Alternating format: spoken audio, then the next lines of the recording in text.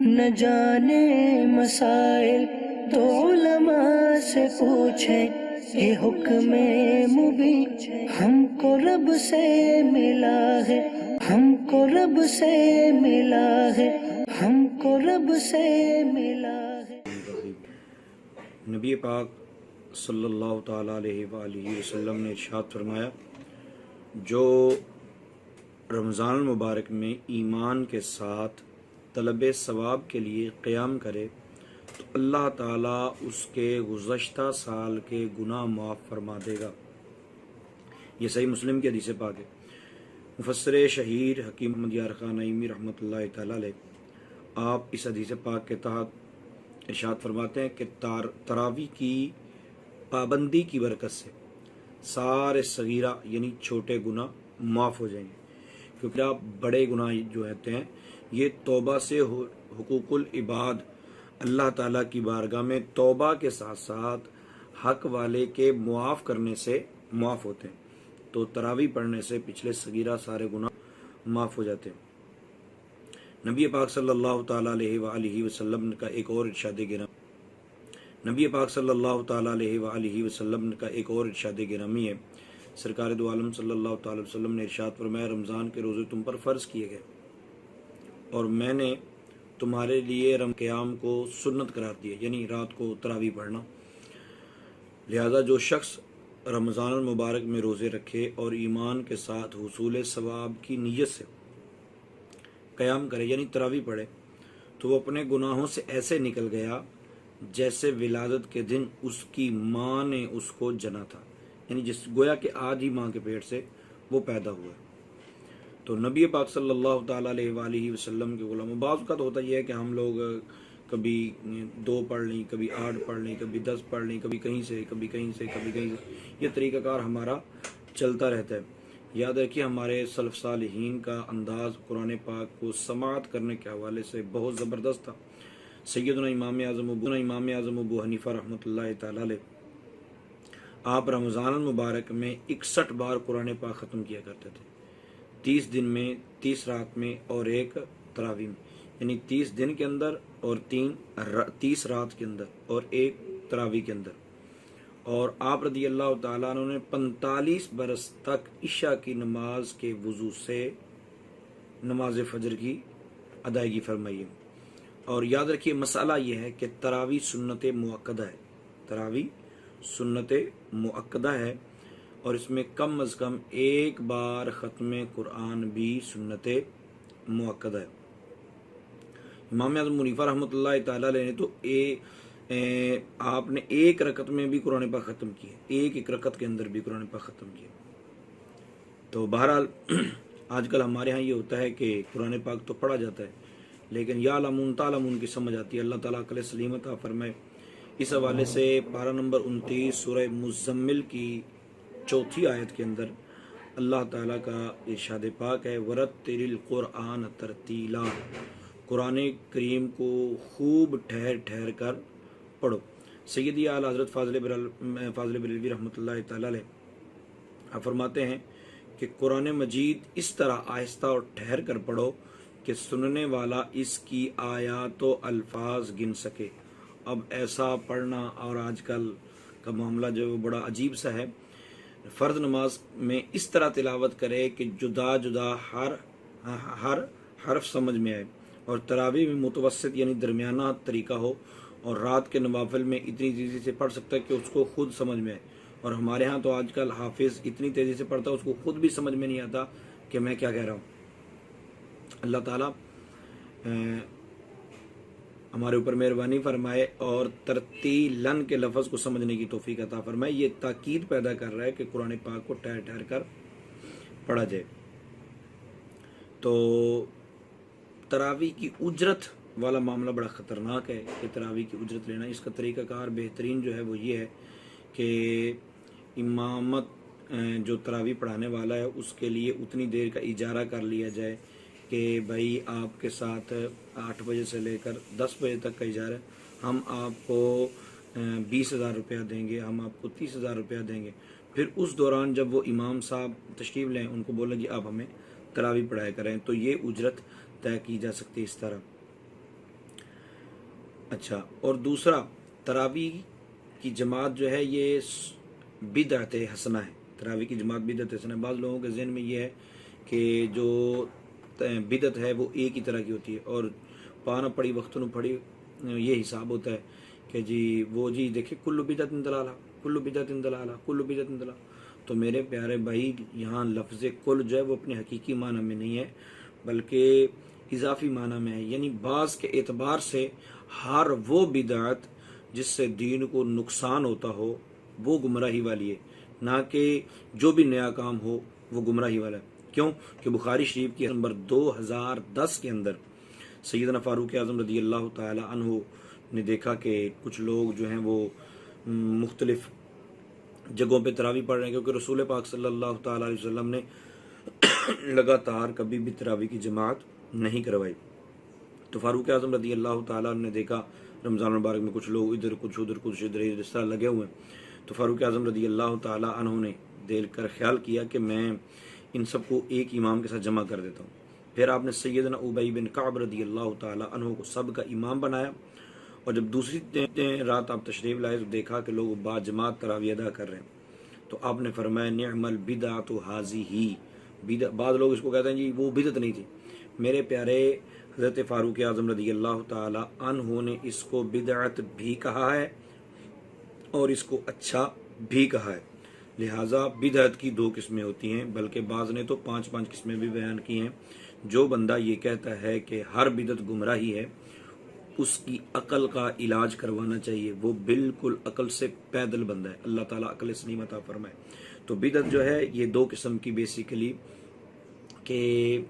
ایک تو بدعت حسنہ اور ایک بدعت سیئہ، جس کے بارے میں نبی پاک صلی اللہ علیہ وسلم نے ارشاد فرمایا کہ گمراہی والی بدعت ہے جو جہنم میں لے جانے والی ہے، اور تو وہ بدعت ہے جس سے دین کا نقصان ہوتا ہو، اور وہ بدعت وہ نیا کام جس سے دین کو فائدہ ہوتا ہو وہ گمراہی والی نہیں ہوتی۔ یہ بخاری شریف کی روایت سے ثابت ہوا۔ اب چند اور کام بھی آپ کو گنواتے ہیں کہ جو ہمارے ہاں رائج ہیں اور یہ بدعت ہیں اور سارے کرتے چلے جا رہے ہیں۔ تو ایک تو سیدنا فاروق اعظم رضی اللہ تعالی عنہ نے جو نیا طریقہ ایجاد کیا وہ ہے تراویح کی جماعت، اور نمبر 2 ہے مسجد میں امام کے لیے محراب قائم کرنا، جو محراب ہوتا ہے نا امام کے لیے علیحدہ طور پہ، یہ سب سے پہلے حضرت سیدنا عمر بن عبدالعزیز رضی اللہ تعالی عنہ کے زمانے میں بنا، یعنی نہ سرکار دو عالم صلی اللہ علیہ وسلم کے زمانے میں، نہ تابعین کے زمانے میں، نہ تبع تابعین کے زمانے میں، مطلب آگے تک یہ اس طرح نہیں چلا، سیدنا فاروق اعظم رضی اللہ سیدنا عمر بن عبدالعزیز رضی اللہ تعالی عنہ نے جاری کی، خلفائے راشدین اور نبی پاک صلی اللہ علیہ وسلم کے زمانے میں یہ نہیں تھا، اور اب تو ہر مسجد میں ہے۔ تو یہ کہہ دینا کہ جو کام سرکار نے نہیں کیا، صحابہ نے نہیں کیا، وہ ہمیں نہیں کرنا چاہیے، تو یہ تابعین پھر تبع تابعین کے زمانے میں جا کے محراب کی صورت چلی ہے تو ہمیں چھوڑ دینا چاہیے۔ اور دوسرا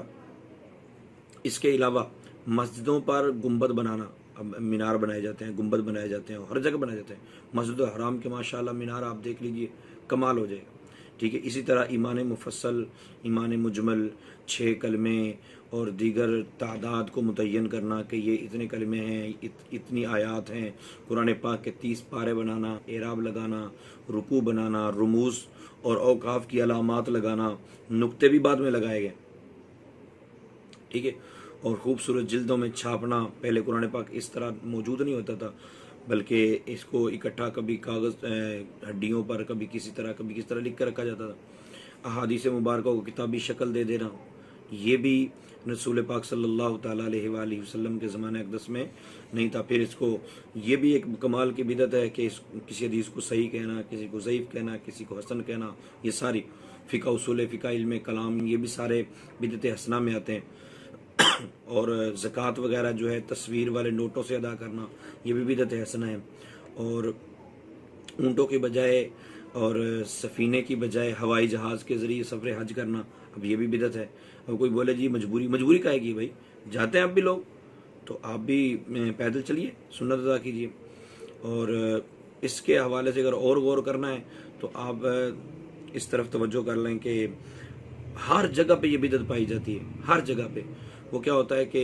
جنازہ رکھا گیا ہوتا ہے اور ظہر کی نماز کے بعد جنازہ ہے، عصر کی نماز کے بعد جنازہ ہے، تو جو فرض پڑھ کے آئے ہیں ان کو روک دیا جاتا ہے کہ ٹھہرو بھائی، ابھی جنازے کے لیے بھی روکا جاتا ہے، انتظار کروایا جاتا ہے۔ اور نبی پاک صلی اللہ تعالیٰ علیہ وسلم کا ارشاد گرامی اسرعوا بالجنازہ،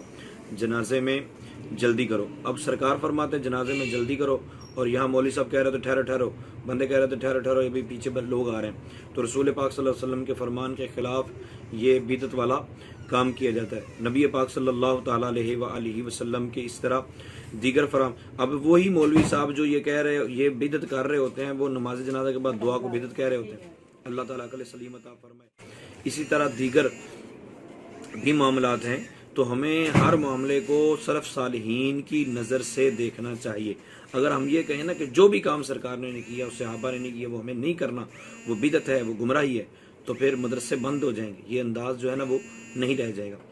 تو سبز گنبد کے حوالے سے بھی بڑی انٹرسٹنگ معلومات ہیں کہ نبی پاک صلی اللہ تعالیٰ علیہ وآلہ وسلم کی قبر انور چھت کے نیچے بنائی گئی۔ رسول پاک صلی اللہ علیہ وسلم کی قبر انور حضرت عائشہ صدیقہ رضی اللہ تعالیٰ عنہا کے حجرے میں بنائی گئی، اور نبی پاک صلی اللہ تعالیٰ علیہ وآلہ وسلم کے روضہ انور پر سب سے پہلا جو گنبد بنایا گیا یہ 1269 عیسوی میں، آج کل 2019 چل رہا ہے، تو 1269 عیسوی میں تعمیر ہوا، اور اس پر پیلا رنگ کروایا گیا، اور پھر مختلف ادوار میں اس میں تغیر و تبدل ہوتا رہا، یہاں تک کہ 1483 عیسوی میں کالے پتھر سے نیا گنبد بنایا گیا، ٹھیک ہے، اور کالے پتھر سے بنانے کے بعد اس کے اوپر سفید رنگ کروایا گیا، اور انتہائی حسین گنبد بنایا گیا، اور اس کو رنگ برنگے بعد میں پھر رنگ برنگے پتھروں سے بنایا، پہلے سیاہ پتھر سے بنایا گیا، پھر 1572 میں مختلف رنگوں سے اس کو سجایا گیا، اور 1818 میں اس کی دوبارہ پھر تعمیر کی گئی، ٹھیک ہے، اور 1837 میں اسے سبز رنگ کر دیا گیا۔ یہ جو آج گنبد خضرا میں نظر آ رہا ہے، اس کی یہ رنگت 1837 سنہ عیسوی میں ڈالی گئی، اور اب تک یہ سبز رنگ میں ہی چلتا آ رہا ہے۔ تو نبی پاک صلی اللہ تعالیٰ علیہ وآلہ وسلم کی گنبد خضرا کہ اللہ تعالیٰ ہم سب کو زیارت نصیب فرمائے۔ آئیے اب ہم تراویح پڑھیں اور خدا و رسول کی رحمتیں لوٹیں۔ ان کے 35 حروف کی نسبت سے تراویح کے 35 مدنی پھول ہم سماعت کرتے ہیں۔ نمبر 1، تراویح ہر عاقل و بالغ اسلامی بھائی اور اسلامی بہن کے لیے سنت مؤکدہ ہے، اس کا ترک کرنا جائز نہیں ہے۔ نمبر 2، تراویح کی 20 رکعتیں ہیں، حضرت سیدنا فاروق اعظم رضی اللہ تعالی عنہ کے عہد مبارک میں 20 رکعتیں ہی پڑھی جاتی تھی۔ یہ سنن الکبریٰ بہقی کی روایت ہے، حدیث نمبر 4617 ہے۔ اور یاد رکھیے گا کہ ہمارے جو دوست کہتے ہیں کہ 8 رکھتے ہیں تراویح کی اور 3 وتر ہیں، وہ روایت جو پیش کرتے ہیں بخاری شریف کی، اس میں حضرت عائشہ صدیقہ رضی اللہ تعالیٰ عنہا نے فرمایا کہ نبی پاک صلی اللہ علیہ وسلم کا طریقہ کار سارا سال یہ تھا۔ حیرت والی بات ہے کہ رمضان المبارک میں 8 تراویح پڑھ لیتے ہیں اور 3 وتر کر لیتے ہیں، اور رمضان المبارک کے گزرتے ہی 8 تہجد پڑھتے ہیں اور 1 وتر کر لیتے ہیں، پتہ نہیں 2 رکعتیں کہاں چلی جاتی ہیں۔ تو اللہ عقل سلیم عطا فرمائے، اللہ تعالیٰ ہدایت کاملہ نصیب فرمائے۔ نمبر 3، تراویح کی جماعت سنت مؤکدہ علی الکفایہ ہے۔ اگر مسجد کے سارے لوگوں نے چھوڑ دی تو سب اساءت کے مرتکب ہوئے، یعنی انہوں نے برا کیا، اور اگر چند افراد نے با جماعت پڑھ لی تو تنہا پڑھنے والا جماعت کی فضیلت سے محروم رہے گا، صرف اتنا ہے اس سب کو گناہ گار نہیں کہیں گے۔ نمبر 4، تراویح کا وقت کیا ہے؟ تراویح کا وقت عشاء کے فرض پڑھنے سے صبح صادق تک، یعنی عشاء کی نماز پڑھ لی ہے تو سحری کا ٹائم ختم ہونے سے پہلے آپ تراویح پڑھ سکتے ہیں۔ عشاء کے فرض ادا کرنے سے پہلے اگر کسی نے تراویح پڑھ لی ہے تو وہ تراویح نہیں ہوگی، جس طرح ہوتا ہے بعض اوقات کہ بندہ آیا تو امام نے فرض پڑھ لیے تو بندہ تراویح میں شریک ہو گیا، بعد میں فرض پڑھ لیں گے، تو تراویح اس طرح نہیں ہوتی۔ نمبر 5، وتر کے بعد بھی تراویح پڑھی جا سکتی ہے، وتر کے بعد بھی تراویح پڑھی جا سکتی ہے، جیسے کہ بعض اوقات 29 کو رؤیت ہلال کی شہادت کے بعد مطلب رویت حلال کے بارے میں کنفرم ہو گیا کہ چاند نظر نہیں آیا، وہ لوگ فرض بھی پڑھ کے وطر پڑھ کے چلے گئے یا بیٹھے رہے، تو لیٹ پتہ چلا کہ یار چاند واقعی نظر نہیں آیا، ابھی صبح 30 رمضان المبارک ہوگی، لہٰذا تراویح پڑھنا، تو وطر کے بعد بھی تراویح پڑھی جا سکتی۔ نمبر 6، مستحب یہ ہے کہ تراویح میں تہائی رات تک تاخیر کریں، مستحب ہے، لیکن ہمارے ہاں اب جلدی پڑھنے کا رواج ہے تو جلدی ہی پڑھ لینی چاہیے، جیسے کہ اگر آدھی رات کے بعد پڑھیں تب بھی کراہت نہیں ہوگی، لیکن عشاء کے وقت فرض جو ہیں وہ اتنے مؤخر نہ کیے جائیں، مگر میں نے عرض کیا نا کہ ہمارے ہاں جہاں جہاں جس طرح رواج ہو اسی پر عمل کرنا چاہیے، نہ کہ کوئی نئی بات چھیڑ دینی چاہیے۔ تراویح اگر فوت ہوئی تو اس کی قضا نہیں ہے۔ نمبر 8، بہتر یہ ہے کہ تراویح کی 20 رکعتیں 2 کر کے 10 سلام کے ساتھ ادا کریں، یعنی 2 جس طرح ہمارے یہاں پڑھی جاتی ہے۔ نمبر 9، تراویح کی 20 رکعتیں 1 سلام کے ساتھ بھی ادا کی جا سکتی ہیں، لیکن ہمارے ہاں اس کا رواج نہیں ہے اور نہ ہی ایسا کرنا چاہیے، تو اس معاملے میں آپ کو پڑھنے کی ضرورت بھی نہیں۔ نمبر 10، جب 2 رکعت کر کے پڑھ رہا ہے تو ہر 2 رکعت پر الگ الگ نیت کرے، ہر 2 رکعت پر الگ الگ نیت کرے، اور اگر 20 رکعتوں کی ایک ساتھ نیت کر لی تب بھی جائز ہے کہ چل یار آج 20 رکعتیں پڑھنی، تو شروع سے ایک مرتبہ نیت کر لی، ٹھیک ہے۔ اچھا، نیت کرنی کیسے ہے کہ جی کیسے کریں گے؟ تو میرے پیارے بھائی، نیت دل کے پختہ ارادے کا نام ہے، زبان سے آپ جس انداز سے بھی ادا کریں گے ادا ہو جائے گی،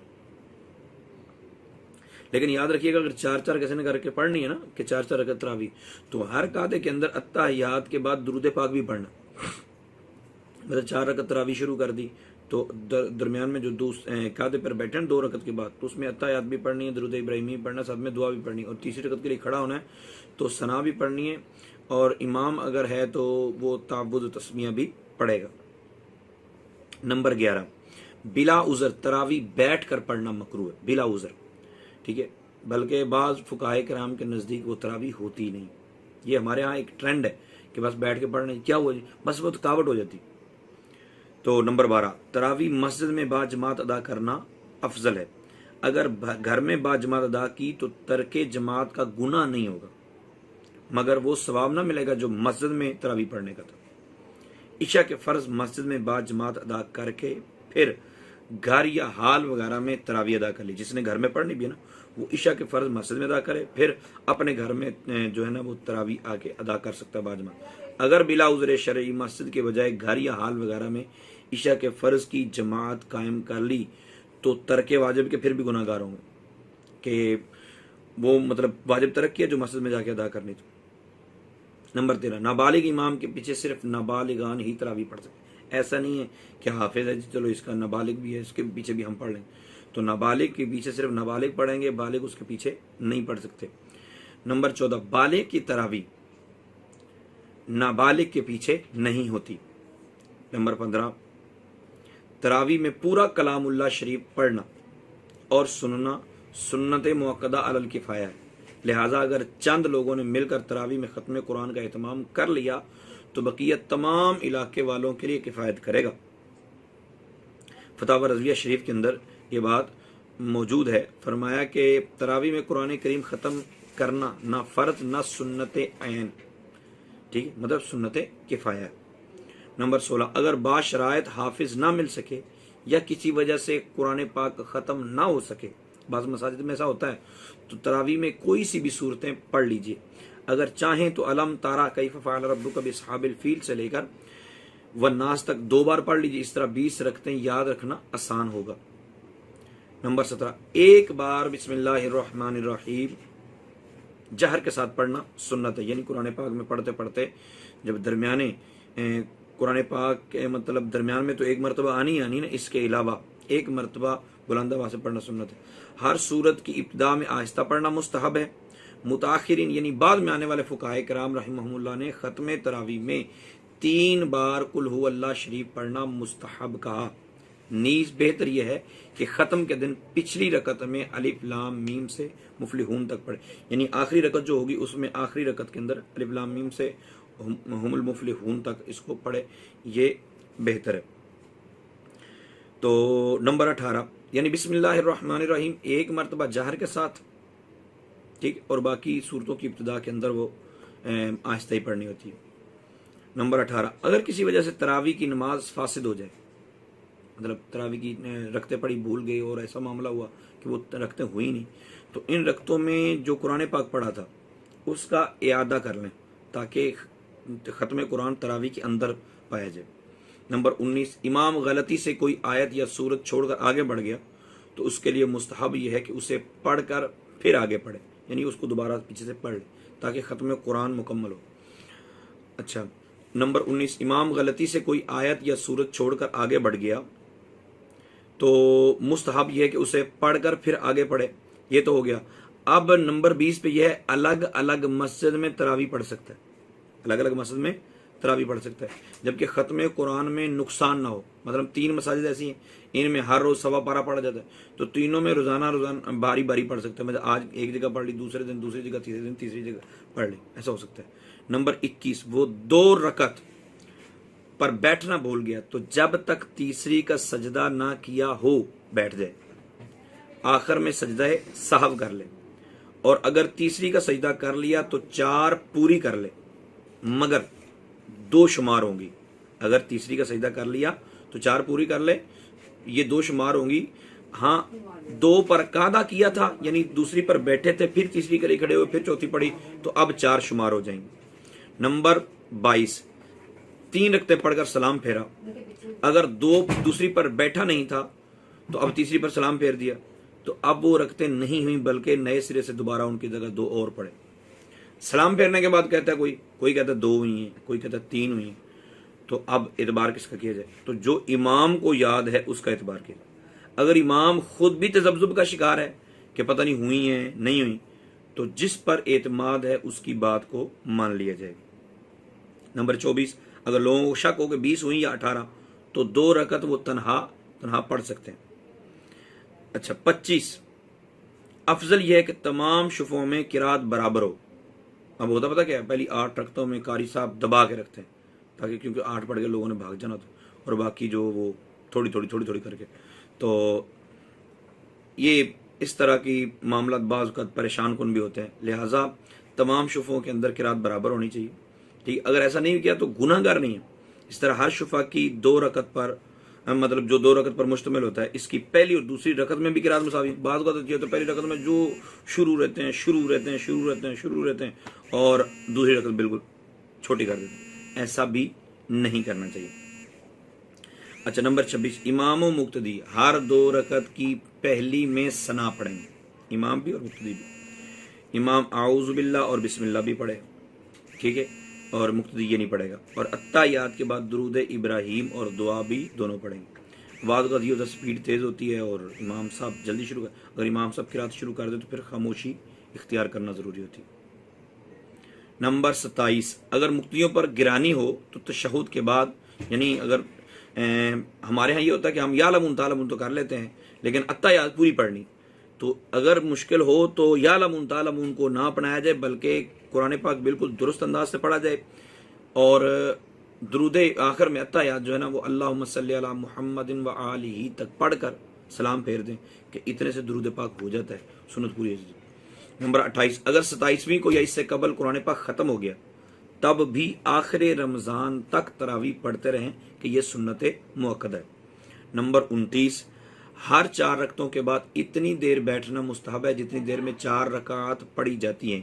جتنی دیر میں 4 رکعتیں پڑھی اتنی دیر بیٹھیں، لیکن ہمارے ہاں ایسا بہت کم ہوتا ہے، اگر کہیں نہیں بھی بیٹھا جاتا تو وہ گناہ گار نہیں ہے۔ اچھا نمبر 30 اس بیٹھنے میں اسے اختیار ہے کہ چپ بیٹھا رہے یا ذکر و درود یا تلاوت کرے یا 4 رکعتیں تنہا نفل پڑھ لے، یہ بھی کر سکتے ہیں، لیکن ہمارے ہاں تسبیح پڑھی جاتی ہے، تسبیح پڑھنا بھی درست ہے۔ سبحان ذی الملک والملکوت سبحان ذی العزت والعظمت، یہ عظمتی نہیں ہے، والعظمت والہیبت والقدرت والکبریاء والجبروت، سبحان الملک الحی الذی لا ینام ولا یموت، سبوح قدوس ربنا ورب الملائکۃ والروح، اللہم اجرنی من النار یا مجیر یا مجیر یا مجیر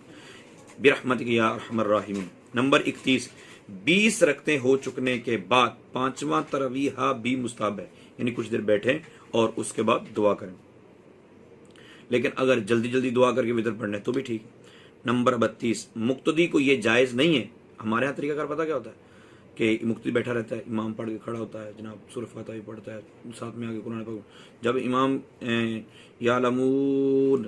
مطلب پتہ چل جاتا ہے لو جی اب امام جو ہے نا وہ جانے لگا ہے رکوع کے اندر، تو فوراً بھاگ کے کھڑے ہو جاتے ہیں. تو یہ طریقہ کار ٹھیک نہیں ہے، یہ منافقین سے مشابہت ہے. سورۃ النساء کی آیت نمبر 142 میں اللہ تعالیٰ فرماتا ہے وَإِذَا قَامُوا إِلَى الصَّلَاةِ قَامُوا كُسَالَىٰ، کہ منافق جب نماز کو کھڑے ہوں تو ہارے جی سے کھڑے ہوتے ہیں. اللہ تعالیٰ محفوظ فرمائے. فرض کی جماعت میں بھی اگر امام رکوع سے اٹھ گیا تو سجدوں وغیرہ میں فوراً شریک ہو جائے. مطلب بات کو ہوتا ہے نا کہ چلو رکعت تو ملی نہیں، اب امام سجدے کر لے، بعد میں جب امام کھڑا ہو جائے گا یا رکوع میں جانا تو اتنی دیر میں بال وغیرہ سیٹ کرتے رہتے ہیں. یہ طریقہ کار درست نہیں ہے، بلکہ سجدہ جو مل رہا ہے اس کو حاصل کر لینا چاہیے اگرچہ رکعت نہیں ملے گی. اچھا، اگر قاعدے میں شامل ہو گئے اور امام کھڑا ہو گیا تو اتحیات پوری کیے بغیر نہ کھڑے ہوں. مطلب آپ قاعدے میں جا کے شریک ہوئے، اب امام فوراً کھڑا ہوگا تو آپ اتحیات پوری پڑھ کے پھر کھڑے ہوں گے. نمبر 33، رمضان المبارک میں وتر جماعت سے پڑھنا افضل ہے، مگر جس نے عشاء کے فرض بغیر جماعت کے پڑھے ہیں، عشاء کے فرض بغیر جماعت کے پڑھے ہیں، وہ وتر بھی تنہا ہی پڑھے. اچھا، نمبر 34، یہ جائز ہے کہ ایک شخص عشاء و وتر پڑھائے اور دوسرا تراویح. جس طرح بعض اوقات امام ہوتے ہیں وہ عشاء کی جماعت کرواتے ہیں اور وتر پڑھاتے ہیں، اور تراویح پڑھانے والا کوئی اور حافظ ہوتا ہے. نمبر 35، حضرت سیدنا فاروق اعظم رضی اللہ تعالیٰ عنہ فرض و وتر کی جماعت کرواتے تھے، اور حضرت سیدنا ابی بن کعب رضی اللہ تعالیٰ عنہ تراویح پڑھاتے تھے. اللہ تعالیٰ کی بارگاہ میں دعا ہے اللہ تعالیٰ ہم نے جو تراویح کے مسائل سنے ہیں ان کو اچھے طریقے سے یاد رکھ کر عمل کر کے دوسروں تک پہنچانے کی توفیق عطا فرمائے. آمین بجاہ النبی.